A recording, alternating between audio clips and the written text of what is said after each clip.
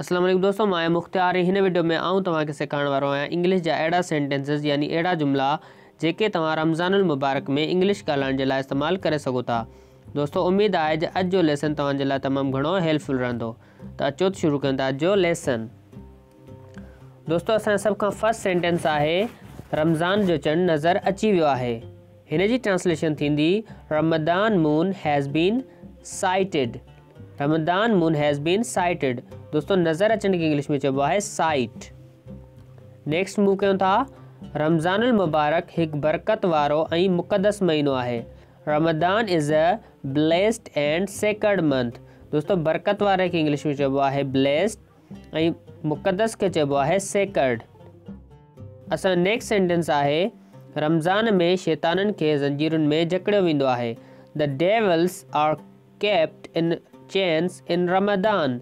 दोस्तों शैताननि खे इंग्लिश में चइबो आहे devils and kept in chain जो मतिलबु आहे ज़ंजीरुनि में जकड़णु। असां नेक्स्ट सेंटेंस आहे क़ुरान मजीद रमज़ान महीने में नाज़िल थियो। द क़ुरान वाज़ revealed in Ramadan. The Quran वाज़ रिवील्ड इन रमदान। नाज़िल थियण खे इंग्लिश में चइबो आहे रिवील। रिवील। नेक्स्ट सेंटेंस आहे मूंखे रोज़ो आहे। इन जी ट्रांसलेशन आहे I am fasting. I am fasting. दोस्तों रोज़े खे इंग्लिश में चइबो आहे फास्ट। फास्ट यानी रोज़ो। नेक्स्ट सेंटेंस आहे तव्हांखे रोज़ो आहे। Are you fasting. Are you fasting. छा तव्हां सुभाणे रोज़ो रखंदव। Will you observe fast tomorrow. Will you observe fast tomorrow. तव्हां केतिरा रोज़ा रखिया आहिनि। How many fasts have you observed? How many fasts have you observed? सुभाणे सतों रोज़ो थींदो। Tomorrow will be the 7th fast. Tomorrow will be the 7th fast. सरी जे लाइ उथी। Wake up for pre-dawn meal. Wake up for pre-dawn meal. दोस्तों pre-dawn meal जो मतिलबु आहे सहरी या तव्हां सहरी वर्ड पिण इस्तेमाल करे सघो था। प्री डॉन मील या सहरी। इफ्तारी जे लाइ अच। Come for Iftikhar. Come for इफ्तार। सहरी जो वक़्तु निकिरे पियो। द टाइम फॉर सहरी इज़ टिकिंग अवे। दोस्तों टिकिंग अवे जो मतिलबु आहे निकिरी वञणु। हिते असां टिकिंग अवे खे वक़्तु निकिरण जे लाइ इस्तेमालु करियूं पिया। असां नेक्स्ट सेंटेंस आहे सहरी में छा खाईंदव। What would U like in सहरी। What would U like in सहरी। मूंखे सहरी में उॿारियल चांवर खाइणा आहिनि। I want to eat boiled rice इन सहरी। I want to eat boiled rice इन सहरी। इफ्तारी में छा पचाइणो आहे। What two cook in Iftikhar. What to cook in iftar? रोज़ो घणनि कलाकनि जो आहे। How many hours are in fast? How many hours are in fast? मूंखे रोज़ो लॻे पियो। I am feeling fast. I am feeling fast. मुंहिंजो रोज़ो टुटी पियो आहे। My fast is broken. My fast is broken. मूंखे बुख लॻी ऐं मूं खाई छॾियो यानी मूं खाधो खाई छॾियो। I felt hungry and I eat food.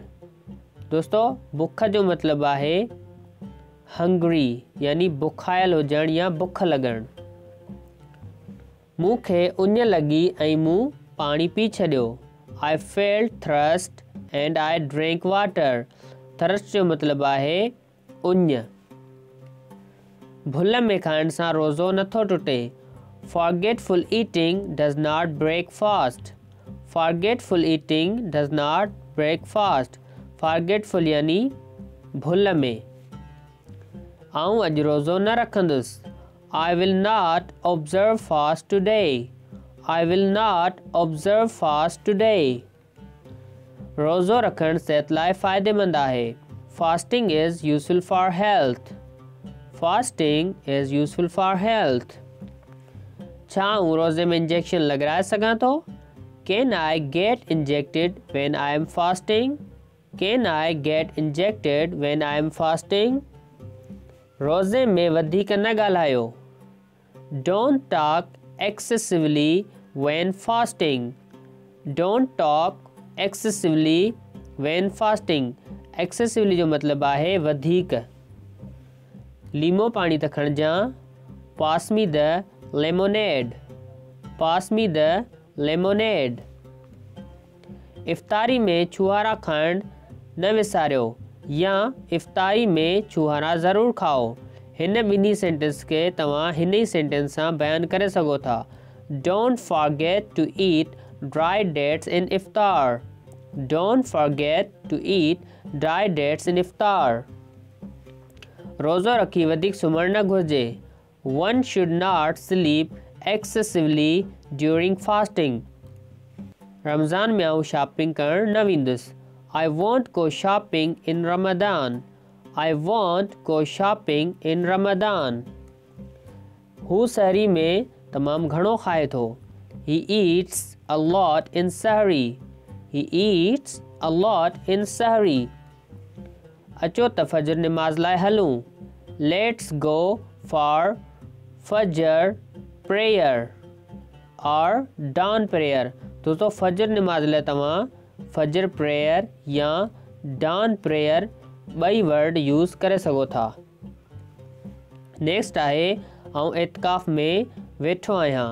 I am sitting in seclusion या एतकाफ़. एतकाफ़ लाइ तव्हां सेक्लूजन वर्ड यूज़ कंदव. आउं तिलावत पियो करियां. I am reciting Holi Quran. I am reciting Holy Quran. गर्मियुनि में तव्हांजा रोज़ा कीअं पिया गुज़रनि? How are you going with your fasts in summer? हर मुस्लमान खे रमज़ान जा रोज़ा रखणु घुरिजनि. Every Muslim should observe the fasts of Ramadan. Every Muslim should observe the fasts of Ramadan. असीं रमज़ान खां पोइ ईद मल्हाईंदा आहियूं. We celebrate Eid after Ramdan. We celebrate Eid after Ramadan. Eid अचण वारी आहे. Eid is around the corner. Eid is around the corner. Around the corner जो मतलब आहे अचण वारी आहे. असीं ईद जी राति गॾु गुज़ारींदासीं. We'll spend the Eid Eve together. We'll spend the Eid Eve together. छा तव्हां पंहिंजी ईद जी ख़रीदारी मुकमल करे छॾी आहे? Have you finished your Eid shopping? Have you finished your Eid shopping? असीं ईद वॾे जोश सां मल्हाईंदा आहियूं. We celebrate Eid with great pomp. We celebrate Eid with great pomp. दोस्तों pomp जी जाइ ते तव्हां ज़ील बि इस्तेमालु करे सघो था. त दोस्तों ही हुया अॼु असांजा 40 रमज़ानुल मुबारक सां रिलेटेड इंग्लिश सेंटेंसिस. उमेद आहे तव्हांखे अॼु जो लेसन ज़रूरु पसंदि आयो हूंदो. जेकॾहिं तव्हांखे वीडियो पसंदि आयो आहे त हिन वीडियो खे लाइक कयो, असांजे चैनल खे सब्सक्राइब कयो ऐं हिन वीडियो जे मुतलिक़ असांखे पंहिंजी राय सां ज़रूरु आगाह कयो. इंशाल्लाह जल्दी मिलंदासीं हिकु अहिड़े इंट्रस्टिंग वीडियो सां गॾु. अल्लाह हाफ़िज़.